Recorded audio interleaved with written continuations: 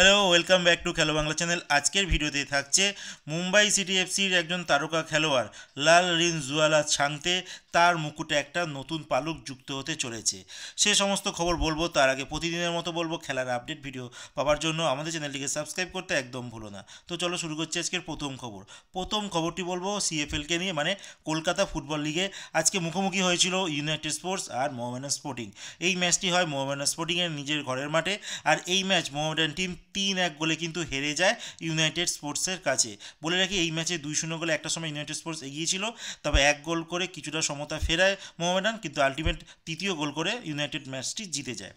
এরপরে যে খবরটি বলবো পাঞ্জাব এফসিকে নিয়ে, যে এই পাঞ্জাব এফসিকে গতকালকে আমি তোমাদের জানিয়েছিলাম যে লুকা মাস্তানের সঙ্গে কিন্তু তারা আবারও কন্ট্যাক্ট এক্সটেন্ড করে নিয়েছে, কিন্তু আরেকটি রাত্রেবেলা আপডেট এসেছে, সেটা হচ্ছে আর্জেন্টিনার একজন মিডফিল্ডার যার নাম এজেকুয়েল ভিদাল, যার নাম স্পোর্টস ক্রীড়া বলে যে পত্রিকা রয়েছে তারা কিন্তু দাবি করছে এই আর্জেন্টিনার মিডফিল্ডারকে 28 বছর বয়সী তাকে সাইন করে নিয়েছে পাঞ্জাব টিম।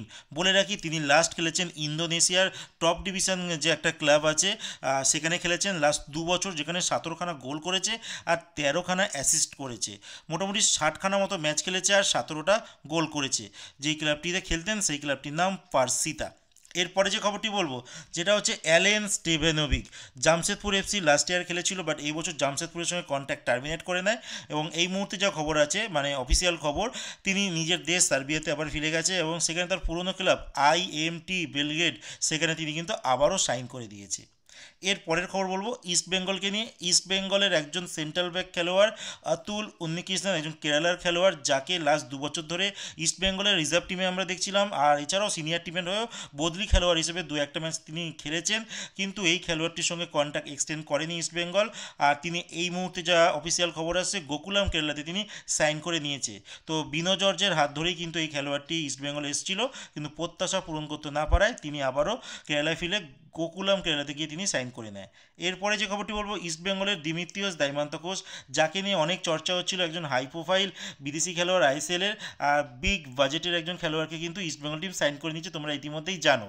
আর এই খেলোয়াড় কবে আসবে সেই নিয়ে একটা আপডেট এসছে আজকে রাত, বা বলতে পারো কালকে রবিবার ভোরবেলা, রাত প্রায় মোটামুটি 2:20, মোটামুটি রাতই বলতে পারো, এই সময় কিন্তু কলকাতায় আসছে দিমিত্রিয় দাইমান্তোকোস। তারপর কিন্তু হয়তো তিনি কিছু রেস্ট নিতে পারে, তারপরে ইস্ট বেঙ্গলের হয়ে প্র্যাকটিসে আবার নেমে পড়বে।